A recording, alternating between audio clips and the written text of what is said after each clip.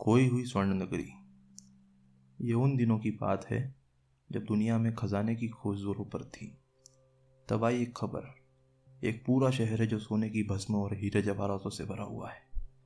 इतना तो काफ़ी था खोजियों को लैटिन अमेरिका तक पहुंच लाने के लिए। यह शहर था अल्डोराडो। अल्डोराडो पर आज तक अनगिनत अभियान हुए और हर अभियान में अल्डोराडो ने परत दर परत अपने रहस्य भी उजागर किए।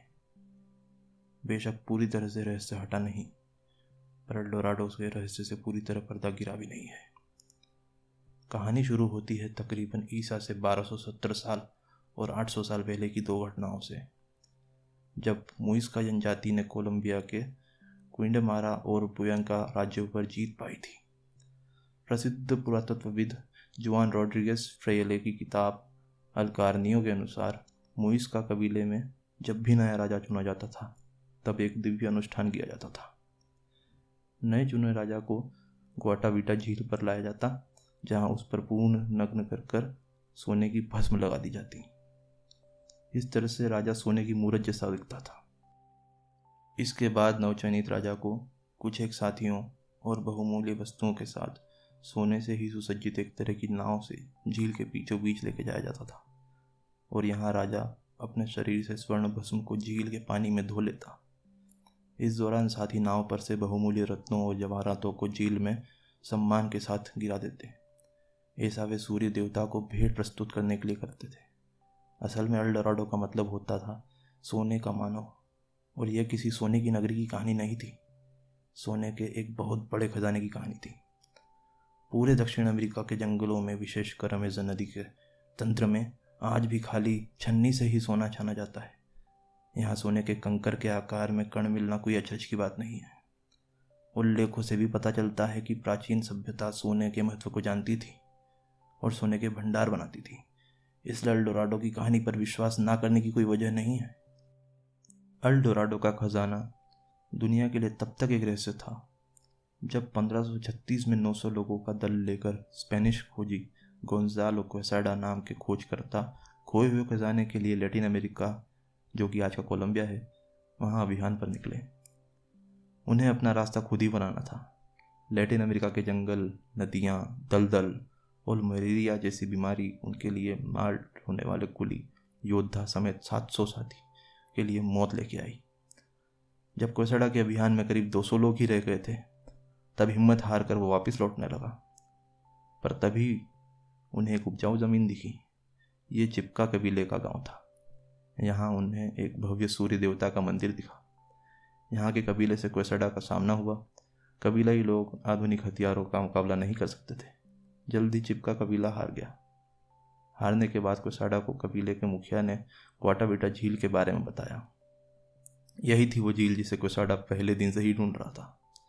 क्वेसाडा जब कबीले के गाइड के साथ में उस झील तक पहुंचा तो देखा कि बुझे हुए ज्वालामुखी का छिद्र में बनी इस झील के आसपास कोई सोना नहीं है।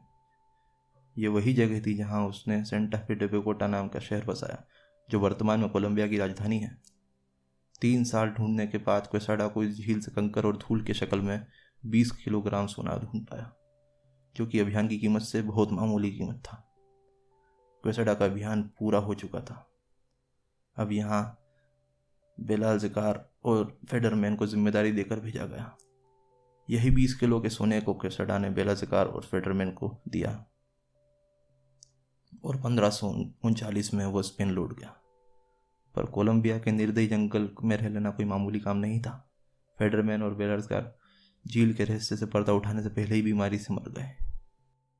एक उल्लेख से पता चलता है कि सन 1545 में लज़ारो फोर्टे ने इस झील को खाली करके सोना निकालने की कोशिश की थी। उन्होंने झील के किनारे तोड़कर और दूसरे हथकंडे अपनाकर झील को 1 फीट से ज़्यादा खाली नहीं किया था कि उन्हें झील के किनारों पर कंकर के आकार में सोना मिलने लगा। इसके बाद तो उन्होंने जी जान से अपना पूरा वक्त झील को खाली करने में लगा दिया। 3 महीने तक लगातार झील को खाली करने की कोशिश हुई, पर अपने सबसे गहरे स्थानों पर झील करीब 400 फीट गहरी थी। ये अभियान कभी पूरा नहीं किया जा सकता था, क्योंकि उस वक्त उनके पास इस काबिल उपकरण ही नहीं थे कि वो झील को आधा भी खाली कर पाए। ऊपर से कोलंबिया के जंगलों में होने वाली बारिश, जो एक बार में शुरू होने पर शायद महीने भर भी न रुकेगी। झील के किनारे तोड़ कर देने के बावजूद भी झील कभी खाली नहीं हो पाई। इधर लगभग 2 दशक बाद 1560 में क्वेसाडा स्पेन में अपने अभियान को भूला नहीं था। उसे लगता था एल्डोराडो का खजाना ढूंढने के लिए उसे ही चुना गया है, इसीलिए उसके जाने के 20 साल बाद भी आज तक हमारा हर अभियान असफल हुए। इसीलिए एक बार फिर वो खजाने की खोज पर निकला, पर इस बार उसके पास 2800 लोगों का दल था, जिसमें 1300 योद्धा और 1500 कुली थे।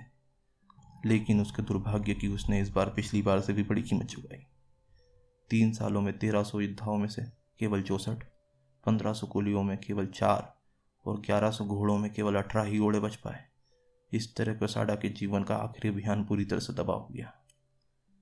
एक अन्य उल्लेख मिलता है जिसमें 1580 में एक बड़े व्यापारी एंटोनियो डी क्वेस्वे ने झील को खाली करने की कोशिश की थी। इस बार भी पिछली बार की तरह किनारों पर सोना मिलने लगा। बिजली का आविष्कार तब तक न हुआ था। इतनी गहरी झील की गहराई तक जाना या देख पाना संभव न था। अनुमान लगाया जाता है कि झील के नीचे $300 मिलियन जितना सोना छुपा हो सकता है, परंतु झील को खाली किए बिना यह खजाना कैसे निकाला जाए। तब स्पेन की सरकार से इजाज़त लेकर उसने झील की एक दीवार पर दरार बना दी। इससे झील का पानी का स्तर केवल 15 फीट नीचे गया, पर इस दौरान उसे अंडे के आकार का बराबर एक पन्ना और कहीं कहीं स्वर्ण वस्तुएं मिली। अचानक दीवार बंद हो गई और झील वापस भर गई। इंग्लैंड के सर वॉल्टर रेले ने भी एल्डोराडो के 2 साहसी अभियान किए। 1595 में अफवाह थी कि एल्डोराडो लेक पैरिमा के निकट गुयाना के उच्च घाटी में मिलेगा। सर वॉल्टर ने कोई नगरी की तलाश में उत्तरी गोलार्ध से सीधा दक्षिण में लैटिन अमेरिका को गुयाना तक साहसी नौका यात्रा की। इस तरह से गुयाना में पहली ब्रिटिश कॉलोनी भी बस पाई। हालांकि सर वॉल्टर को भी कुछ सोने के कंकड़ पत्थर ही मिले, पर वो खजाना नहीं मिला जिसकी उन्हें उम्मीद थी। 1617 में सर वॉल्टर अपने बेटे के साथ वापस लैटिन अमेरिका गए। लोकल ट्राइब्स से हुई एक लड़ाई में सर वॉल्टर का बेटा मारा गया। इस सदमे के साथ जब सर वॉल्टर वापस इंग्लैंड गए तो लोकल ट्राइब्स से इंग्लिश क्राउन के संबंध खराब करने के आरोप लगने के कारण किंग जेम्स ने उन्हें फांसी पर लटका देने का हुक्म दिया। इस तरह एल्डोराडो के खजाने की खोज में एक और साहसी का खात्मा कर दिया गया।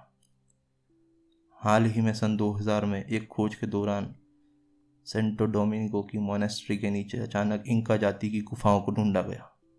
वहां पर उन्हें कोई सोना तो नहीं मिला, पर अगले ही साल 2001 में आर्कियोलॉजिस्ट मारियो पोलिका को एक 1600 सदी का नक्शा मिला, जो शायद एल्डोराडो का नक्शा हो सकता है।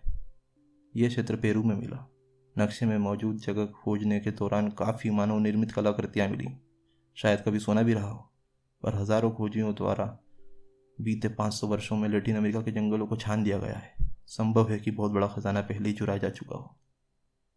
1965 में ग्वाटाविटा झील को कोलंबिया गवर्नमेंट ने संरक्षित करार कर दिया है। हालांकि एल्डोराडो का खजाना नहीं मिल पाया, पर इसकी तरफ इशारा करते हुए आज तक काफ़ी छोटे बड़े सबूत मिलते आए हैं। एल्डोराडो आज भी कौतूहल का विषय बना हुआ है। अब ग्वाटाविटा झील या बोगोटा ही नहीं, पूरे लैटिन अमेरिका में सोने की नगरी की खोज की जाती है। एल्डोराडो ने लैटिन अमेरिका के जंगलों में हज़ारों जानें ली, फिर भी आज तक एल्डोराडो अपना रहस्य दबाए हुए है। आज खोज में शामिल तकनीक काफ़ी परिष्कृत हो चुकी है। संभव है कि कभी एल्डोराडो का रहस्य भी खुल जाएगा, इसकी आंखों चौंधिया देने वाला खजाना भी मिल पाए। तब तक एल्डोराडो खोजियों को सम्मोहित करके अपने पास जरूर बुलाता रहेगा।